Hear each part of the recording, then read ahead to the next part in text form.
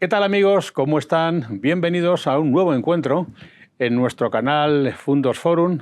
Hoy, como ustedes pueden comprobar, estamos en un espacio plenamente universitario. Estamos en el aula número 101 del edificio Creightig de la Universidad de León.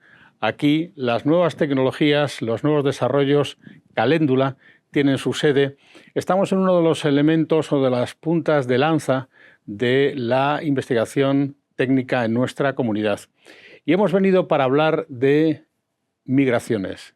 Emigraciones, inmigraciones, el gran fenómeno que siempre ha movido al mundo y que en este momento en las sociedades modernas, avanzadas, se ha convertido en una auténtica coyuntura, en ocasiones problemática, en ocasiones cargada de oportunidades y desde luego un asunto recurrente de actualidad en todos los países de Occidente y, como no, en el nuestro también.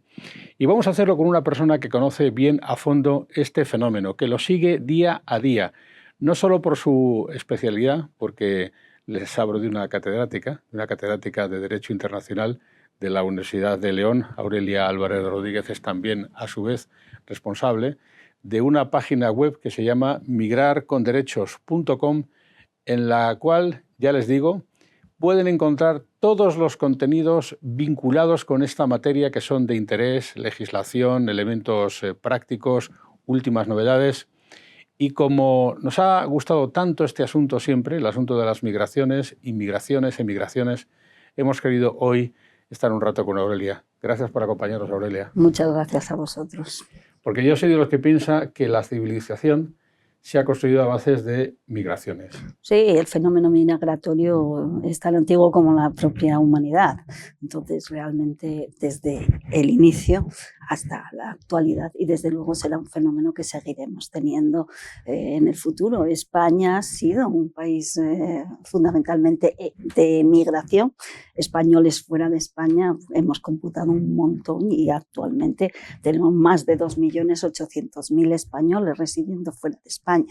Es decir, y nosotros lo que habitualmente vemos es el fenómeno patera que entra por la televisión, el trágico, y de hecho, pues sí es cierto, hay una tragedia porque se está arriesgando la vida un montón de personas que pretenden entrar en el continente europeo. Y ahora mismo nosotros el fenómeno es más de inmigración, es decir, de entrada de personas de nacionalidad de terceros países, no del ámbito de la Unión Europea. Nosotros tenemos un montón también de nacionales de la Unión Europea viviendo en nuestro territorio, pero el caso, digamos, problemático es el de los nacionales de terceros países. Y ello porque ni tan siquiera Europa ha tenido la valentía de tener una política migratoria clara. Pues vamos a hablar, Aurelia, de todo ello y lo vamos a hacer a la luz de esas dos cosas que usted menciona. Por un lado, el hecho de que la migración, los movimientos migratorios han movido el mundo. Pensamos que somos un país mediterráneo donde hemos tenido permanentemente llegada de todos los pueblos que querían llegar a la península ibérica. Y por otro lado también, y lo tenemos muy reciente, la posguerra española se construye a base de movimientos de emigración de España. Estamos en León, estamos en Castilla, donde ha habido muchas migraciones a Europa, y no solo a Europa, a América, incluso a Australia, también hubo tiempos. Vamos a hacerlo desde ese punto de vista porque, fíjense, a veces, y Aurelia lo comenta, hablando del fenómeno, por ejemplo, de las pateras, tenemos una cierta aversión a los movimientos migratorios. Sin embargo, si lo analizamos desde la perspectiva cultural, de enriquecimiento, de nutrición de países de culturas distintas entre sí, con llegadas de flujos migratorios externos, el fenómeno tiene otra naturaleza, tiene otra perspectiva, ¿no? Por supuesto, y yo creo que la migración no hay que verla desde el único de decir, de repente tengo un fenómeno que gestionar, sino que, de hecho, en el futuro Europa va a tener que hacer una entrada masiva de inmigrantes, dado que lo que estamos es en un envejecimiento total. Toda Europa está envejecida y ahora mismo salvamos vía la inmigración, el nacimiento y la natalidad ha venido vía inmigración y desde luego la perspectiva económica va a formar parte de nuestro futuro. No podemos estar tan ciegos como para pensar solo vemos qué dificultades. Y de hecho, a ver, tenemos en este momento un dato importante.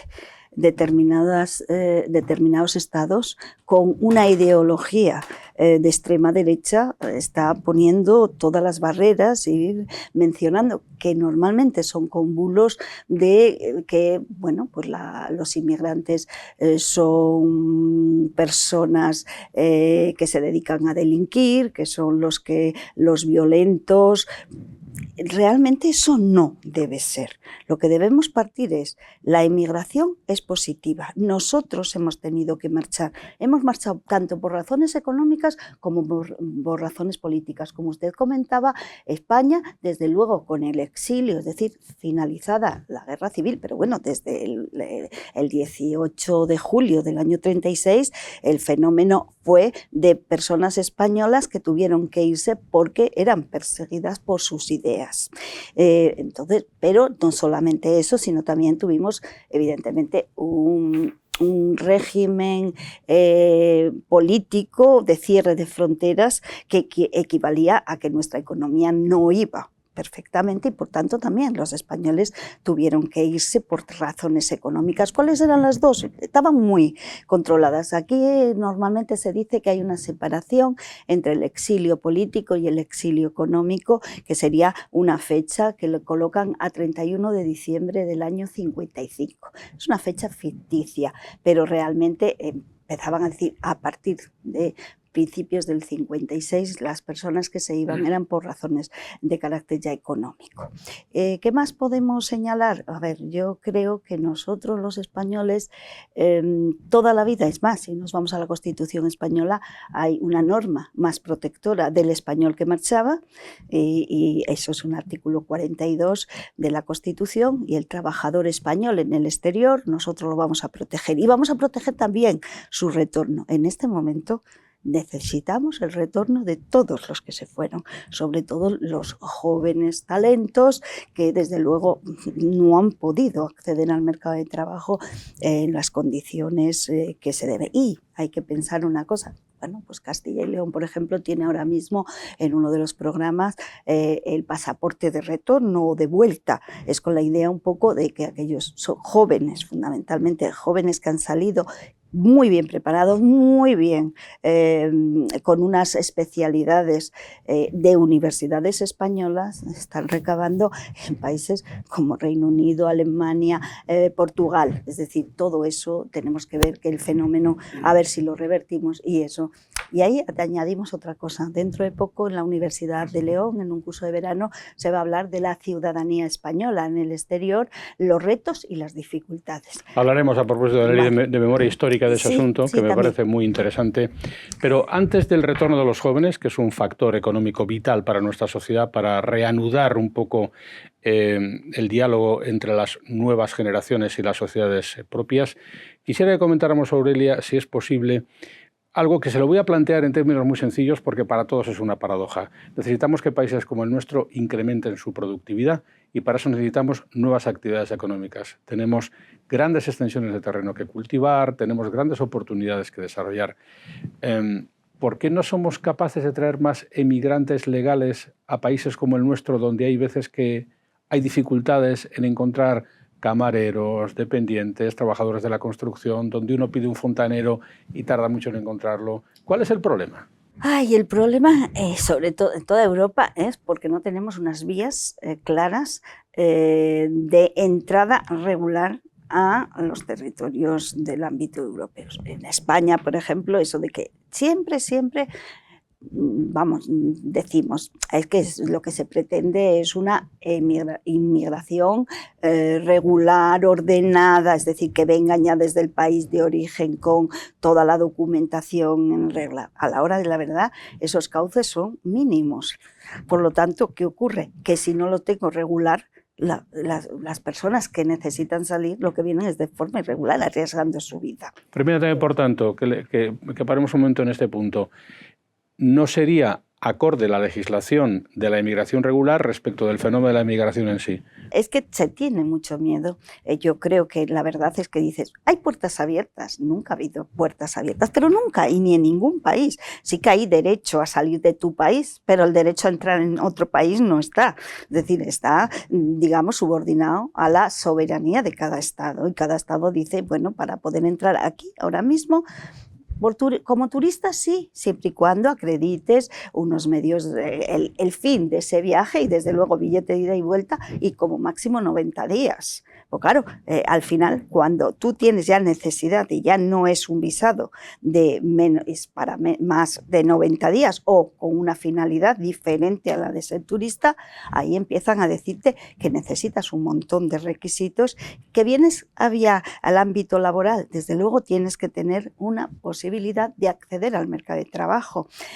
Con la última reforma del Reglamento de Extranjería, que entró en vigor el 16 de agosto del 2022, lo que se está diciendo y pensando es más, si nos vamos a ver todo lo que ha comentado el ministro de Trabajo actualmente, el señor Escrivá, ha dicho, bueno, tenemos una reglamentación en la que se va a procurar que se cubran todos esos puestos de trabajo que ahora mismo no hay personal, porque todas las posibilidades de acceso al mercado laboral están limitados a que no haya españoles en vano y que además tampoco los haya a nivel de nacionales de la Unión Europea.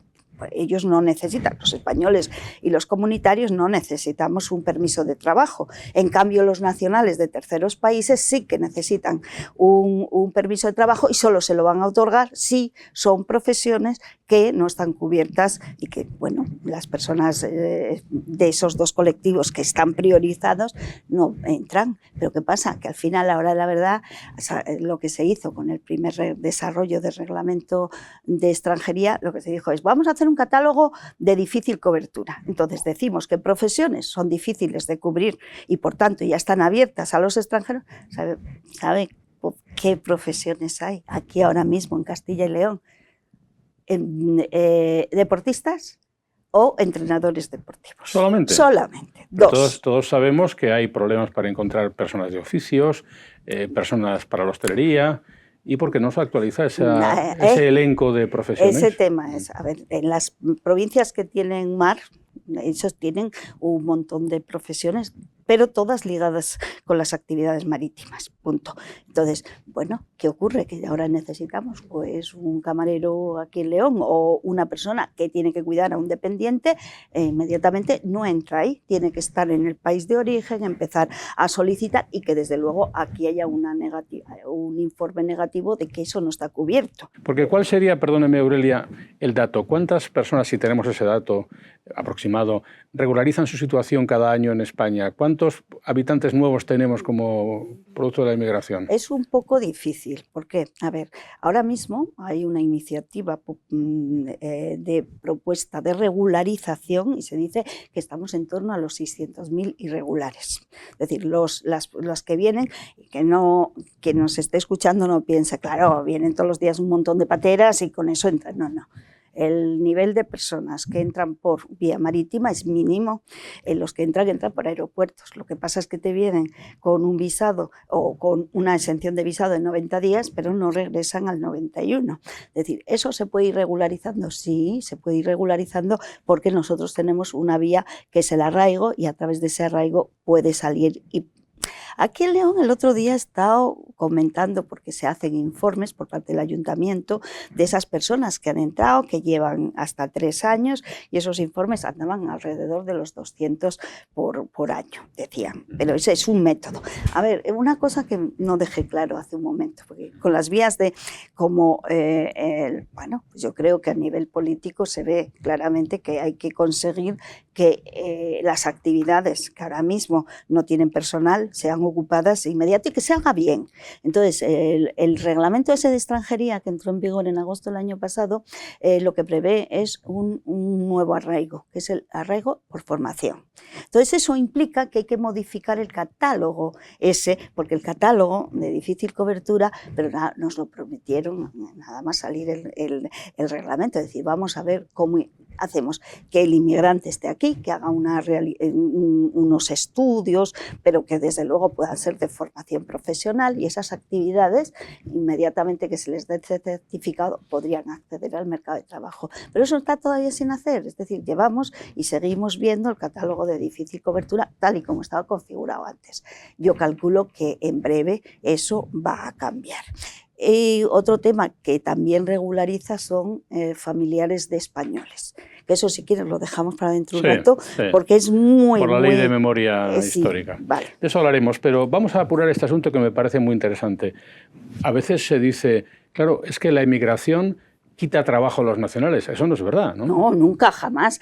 Pero desde siempre, toda la vida lo que hemos dicho es que para poder acceder al mercado de trabajo, lo primero es que tienen que venir. Ahí el primer control es un visado. Es decir, en el país de origen ya te tienen que haber dado la posibilidad de acceder al mercado de trabajo, pero para conceder eso es un empresario aquí que haga una oferta y que desde luego en la vía del INEM le digan que ese puesto de trabajo no tiene ningún español que lo haya solicitado. Por lo tanto, a partir de ese momento, pero es el visado allí.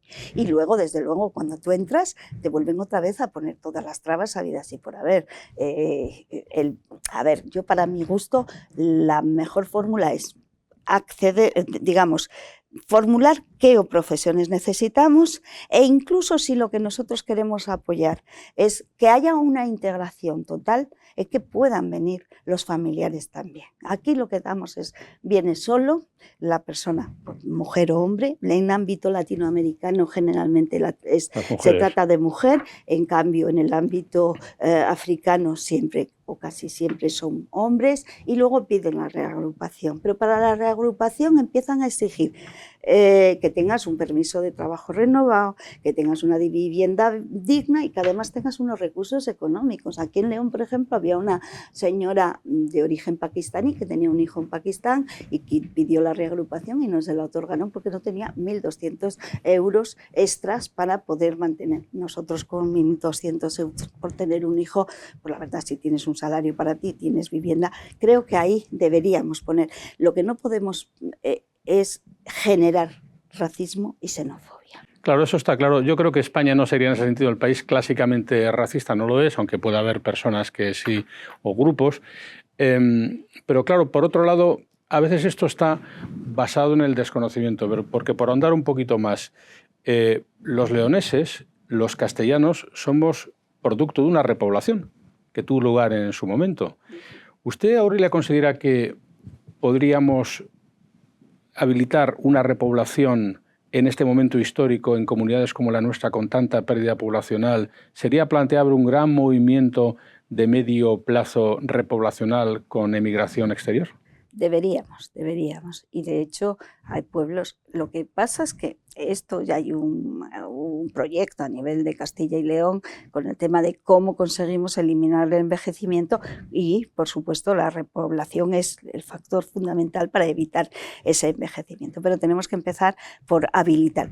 Y de hecho hay unas cuantas provincias en las que, por ejemplo, Zamora, han incrementado varios pueblos con inmigración. Entonces, a ver, primero, ahora mismo también podemos optar no solamente por familias y trabajadores que puedan ser del campo, de la construcción, de los que realmente se necesita, porque todos los años hay campañas para esos sectores. También incluso podríamos ir a ser todavía más ambiciosos, ámbito tecnológico, lo que son los nómadas digitales.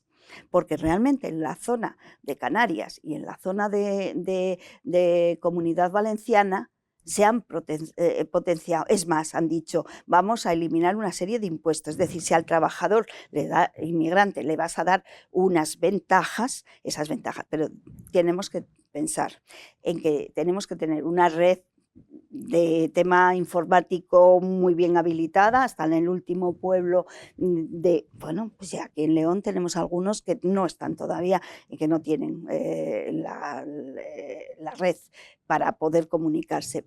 Si conseguimos eso, si conseguimos colegios y conseguimos incluso abaratar los alquileres, incluso hay ayuntamientos que de hecho están potenciando una gratuidad para acceder a la vivienda. Eso es posible y yo creo que necesitamos. Y otra medida que yo nunca pensé que pudiera ser necesaria, pero los arrendamientos, para que pudieran los inmigrantes arrendar las tierras que van a trabajar, porque ahí tendrían mucho más iniciativa y más, digamos, porque sabrían que lo que están haciendo es para ellos. Bueno, pues hay una ley que desde luego les dice que para conseguir arrendar de los arrendamientos, no los urbanos, los rústicos, necesitan residencia permanente. O sea, les estamos diciendo que tienen que vivir 5 años para empezar a arrendar.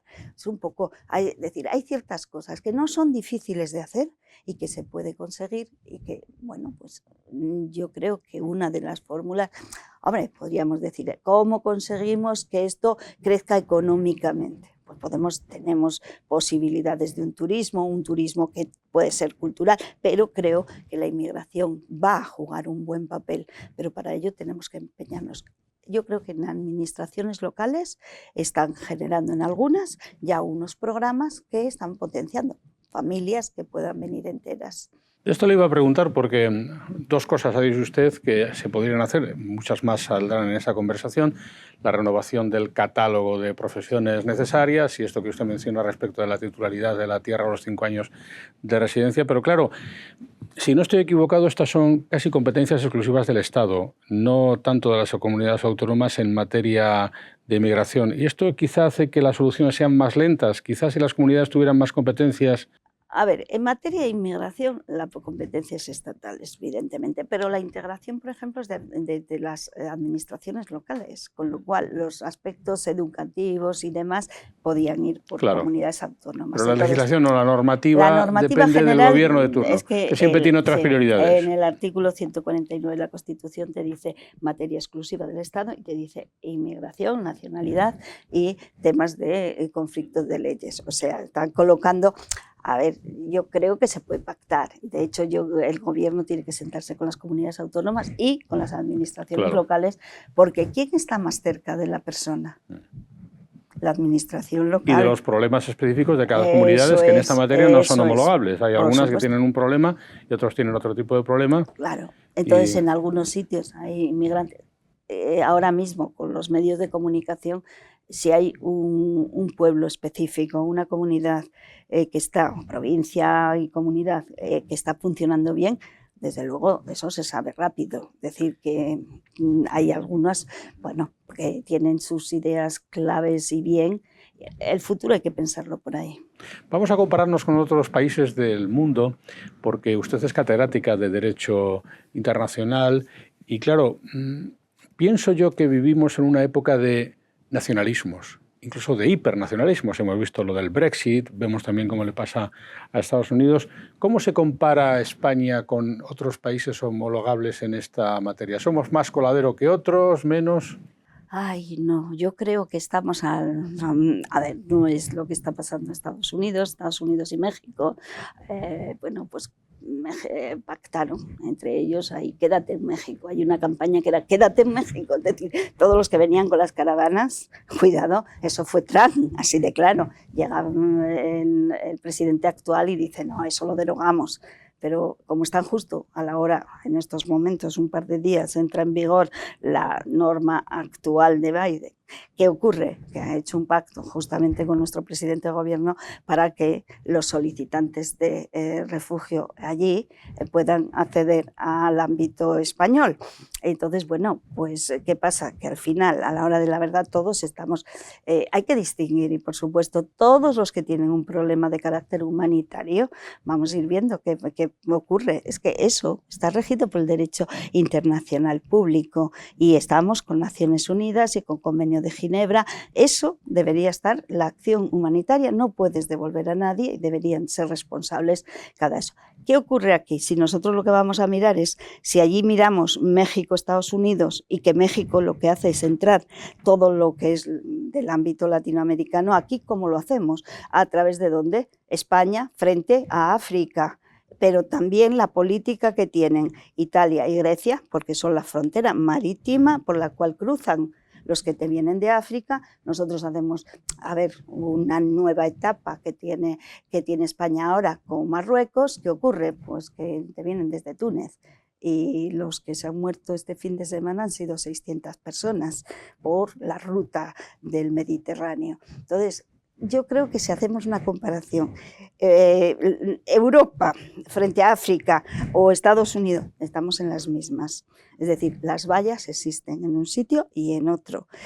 No hemos sabido gestionar bien las migraciones. Y por otro lado, el tema de la gestión de los flujos de los refugiados, Europa es bastante, digamos, bueno, yo diría que no tiene sí tiene ideas claras, pero a mí me gustan más unos que otros.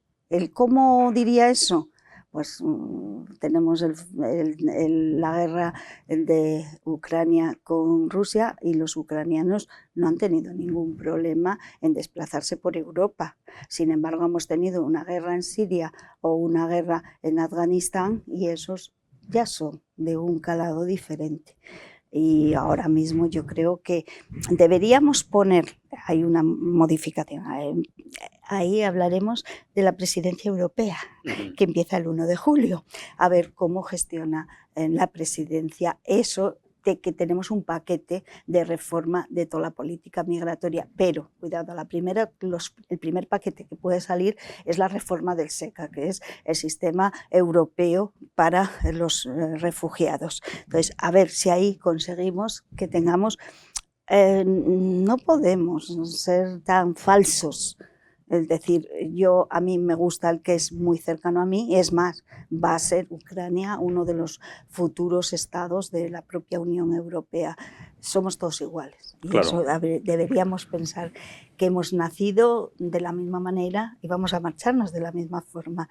Entonces, ser un poco más equitativos y responsables. Sí, o por lo menos más inteligentes, más astutos, porque todos sabemos que esto al final genera riqueza. Hay dos formas de ver la emigración. Podemos verla desde el punto de vista del top manta, por ejemplo, pero a veces miramos cuál es el monumento más visitado de España, que es la Alhambra de Granada, que es un monumento producto justamente de la interculturalidad, fruto de una emigración que en la Edad Media fue de carácter bélico, pero que al fin y al cabo no dejó de ser un movimiento migratorio como la conquista del Al-Ándalus por parte de los árabes, ¿no? Por supuesto, nos han dejado una riqueza impresionante. Así es. Es decir, tenemos un patrimonio creado por distintas culturas y no hay más y de qué pensar. Yo creo que el futuro está porque integremos y, bueno, a ver cómo conseguimos tener unas normas muy parecidas en todos los países, porque lo vamos a sufrir nosotros. Es decir, yo no sé dónde terminaremos mañana. Es decir, puede ser que tengamos, pues, hemos tenido la suerte de nacer, pues, 1000 kilómetros arriba que los marroquíes. Bueno, pero tenemos unos vecinos con los que tenemos que colaborar. Otra cuestión que tenemos es que evitar que haya expoliación de toda la riqueza que tienen esos países, porque en realidad ha habido un montón de personas de los estados desarrollados que se han ido a nutrir y desde luego mano de obra barata, sus recursos naturales que los atraemos a los países económicamente más ricos. Entonces, quizás debemos una cosa. Yo lo que veo, y desde hace muchos años, porque llevo solo 40 años trabajando en temas migratorios, entonces, y yo lo que he visto claramente es que no es lo mismo el extranjero rico que el extranjero pobre. Cuidado, yo recuerdo haber estado caminando por las calles de León y había una persona, pues, de Togo, altísimo, muy bien puesto. Entonces, hombre, ¿cómo sale? Era amigo mío, pero desde luego, claro, es que juega en baloncesto. No, entonces ya estaba perdonado. Entonces pasa lo mismo con que tú mirabas, por ejemplo, hace un montón de años mirabas al portugués y decías el portugués como que era menos frente a cualquiera. Si tú te miras a un francés, a un inglés, a un alemán, lo miras como... ¿Por qué? Porque inmediatamente aparece el factor de que crees que es rico. Entonces es la apariencia. Ahora mismo yo creo que lo que tenemos es un problema con el pobre.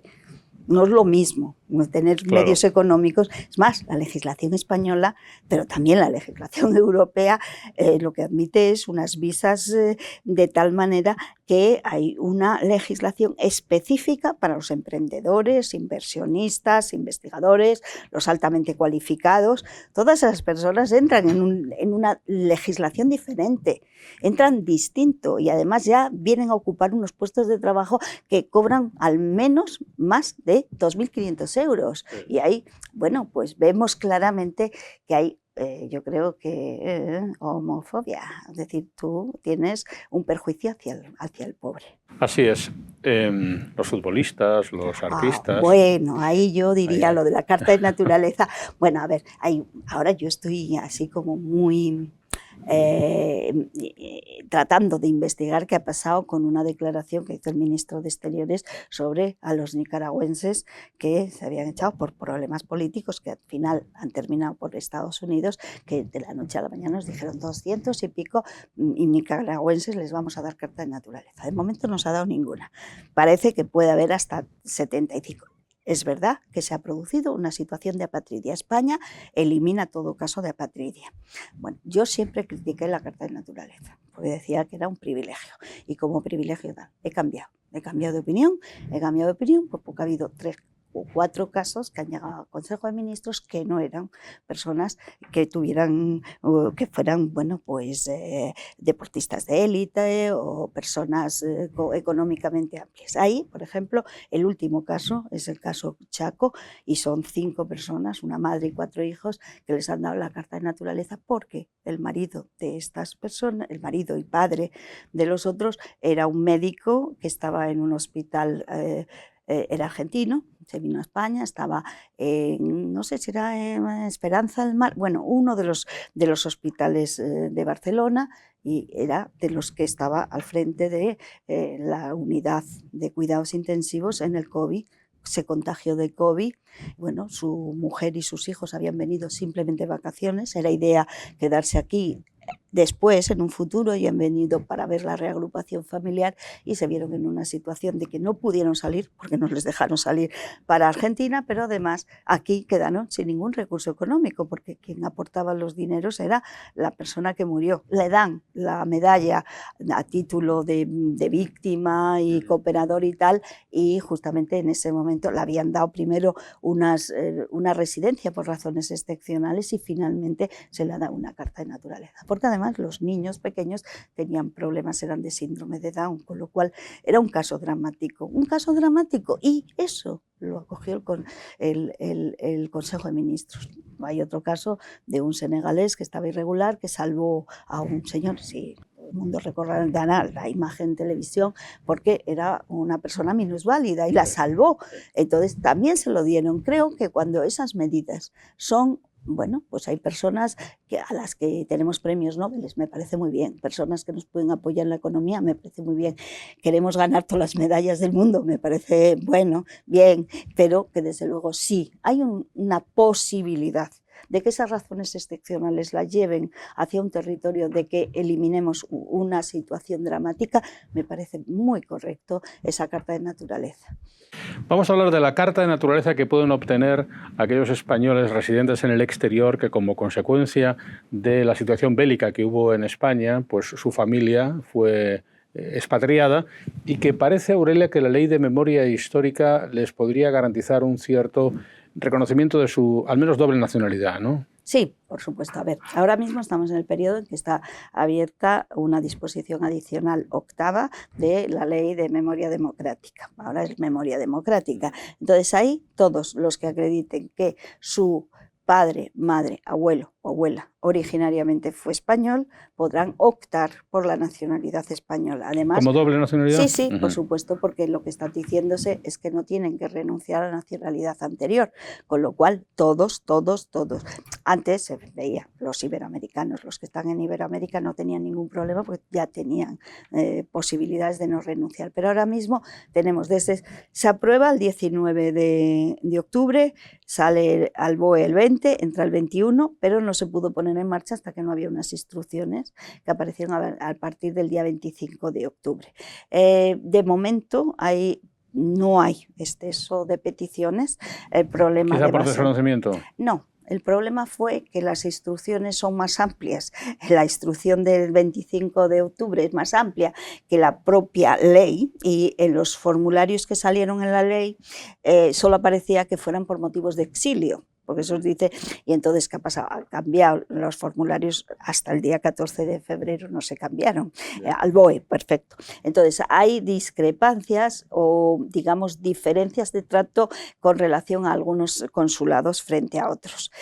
Pero también está otra cosa, que el problema es el personal que está en esos consulados. Esta ley y esta disposición adicional entran en vigor al día siguiente. Entonces, ¿qué ocurre?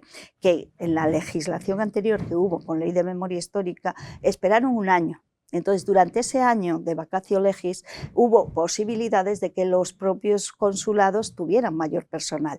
Yo creo que es una oportunidad de reparar todo lo que no se hizo bien con relación a los emigrantes. Nosotros tenemos un sistema de atribución de nacionalidad por jus sanguinis, es decir, que siempre por la vía biológica se va a transmitir la nacionalidad. Por lo tanto, un español que se fuera a un país que diera la gana, inmediatamente iba a atribuir su nacionalidad, así generación tras generación.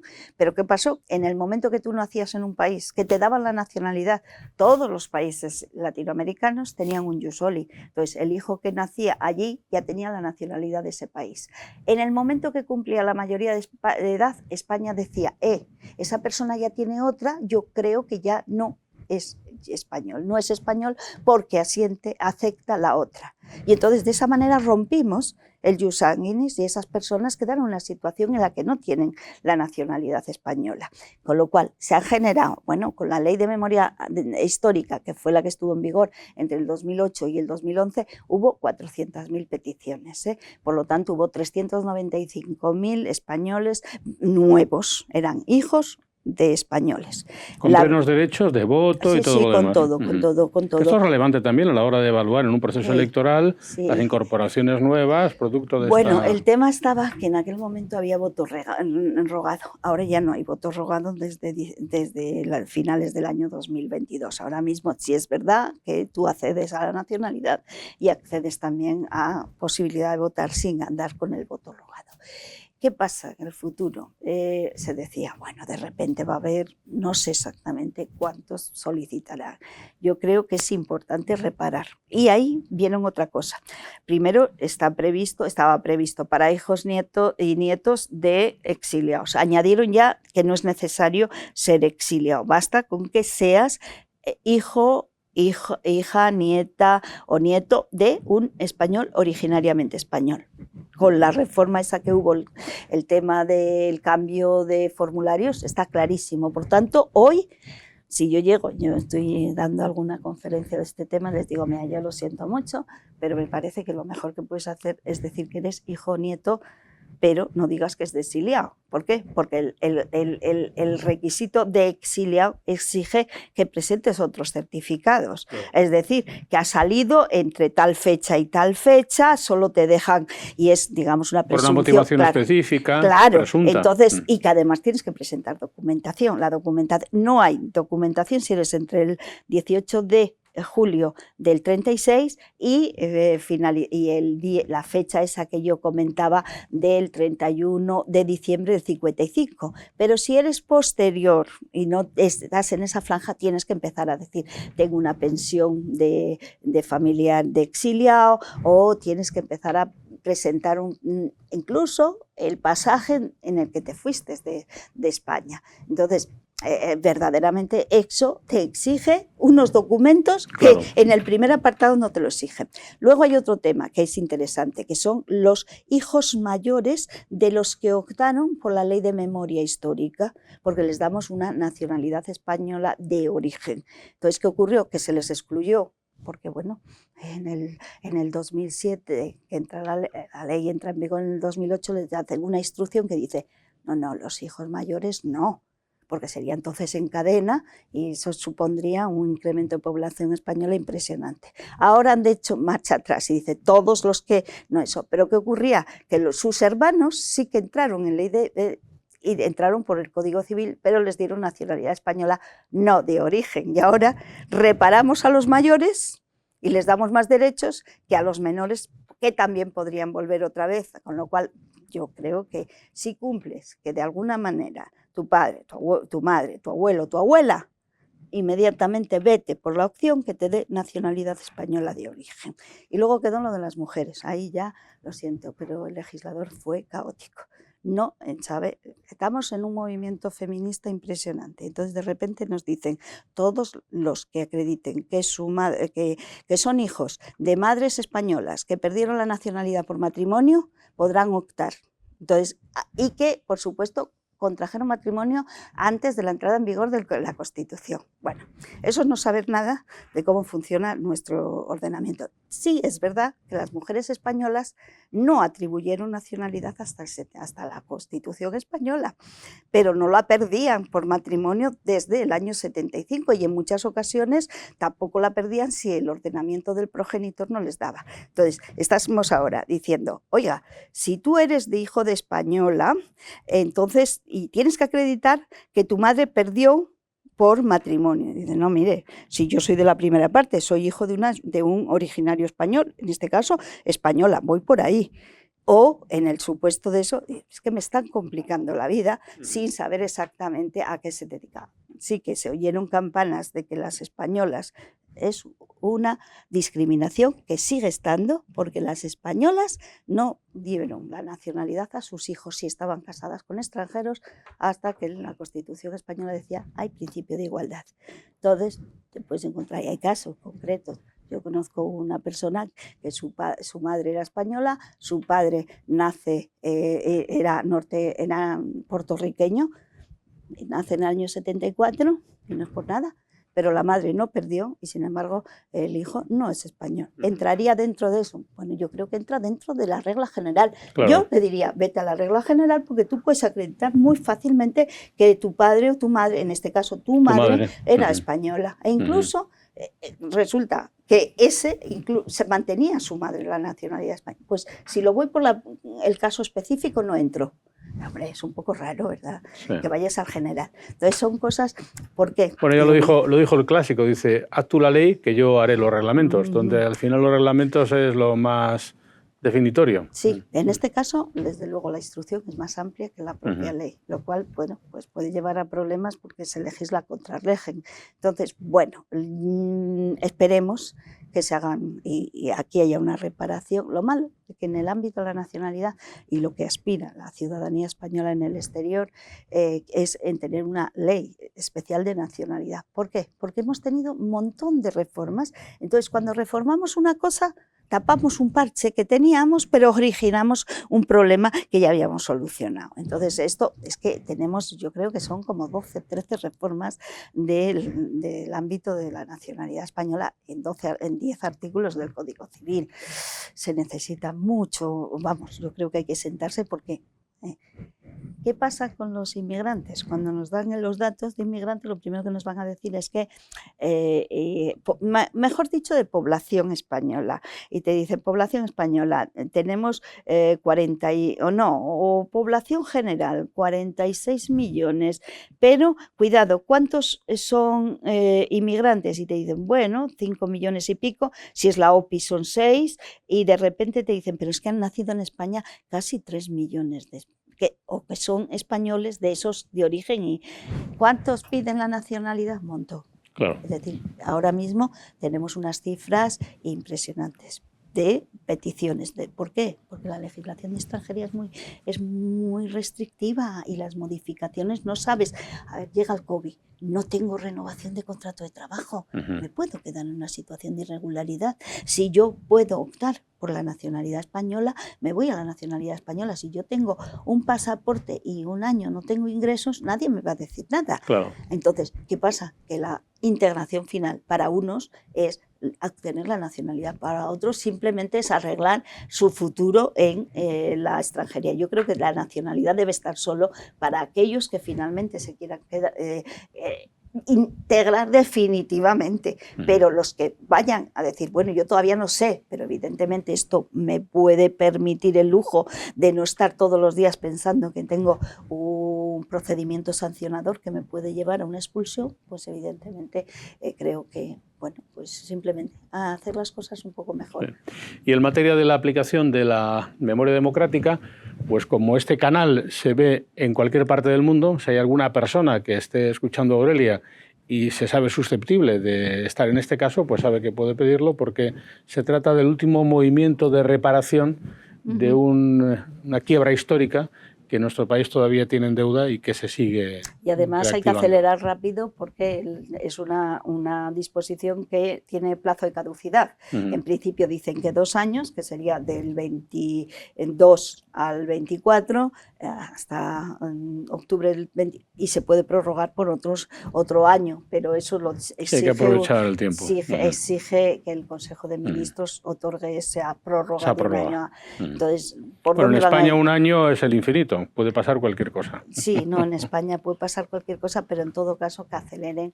De hecho, yo creo que están las organizaciones de migrantes en el exterior estaban ya muy concienciadas de que lo importante... Para darlo a conocer. Sí, porque lo importante son tener la documentación y es lo problemático, claro, porque llegas a tener... A ver, ¿cómo consigo la certificación? Esto es un caso real, certificación de nacimiento de una persona que su nacimiento ha acaecido en España antes de la entrada en vigor de la Ley de Registro Civil. Y la Ley de Registro Civil, la primera es de 1870. Si te aparece uno que como tú vas a retrotrayendo, el hijo nieto tal puede ser prácticamente un bisnieto, pero ha nacido en 1869. Cuando todavía no se registraba. Claro, entonces vas a por los certificados de las parroquias donde te bautizaron. Muchos se quemaron. Claro. Total, que al final, y cuidado, que como toda esa cadena no ha habido inscripciones en los registros españoles, desde luego puede haber inscripciones post-mortem, con lo cual todo eso conlleva a tener, bueno, pues que mendigar documentación. Y yo creo que el futuro, esperemos que la norma que está ahora mismo como transitoria, como un plazo de caducidad, se incorpore a la ley especial de nacionalidad. Y en todo caso, aquellas personas que les interesa este asunto, que yo creo que es de muchísimo interés, de muchísima actualidad, ya sabe que tiene la página de emigrarconderechos.com, que dirige, que capitanea Aurelia Álvarez Rodríguez, la catedrática de Derecho Internacional que nos ha acompañado de la Universidad de León, que nos ha acompañado hoy aquí en nuestro encuentro apasionante de un asunto que no se suele abordar con perspectiva neutra, sino siempre de un modo muy, digamos, militante, y que conviene considerar en sus aspectos positivos, socioeconómicos, culturales, etc. Seguiremos hablando de estas cosas. Aurelia, muchísimas gracias por acompañarnos hoy en esta sesión. Y a ustedes ya saben lo que les digo siempre. Tendremos oportunidad de vernos en un nuevo encuentro aquí en nuestro canal Fundos Forum. Gracias, Aurelia. Muchísimas gracias, ha sido un placer.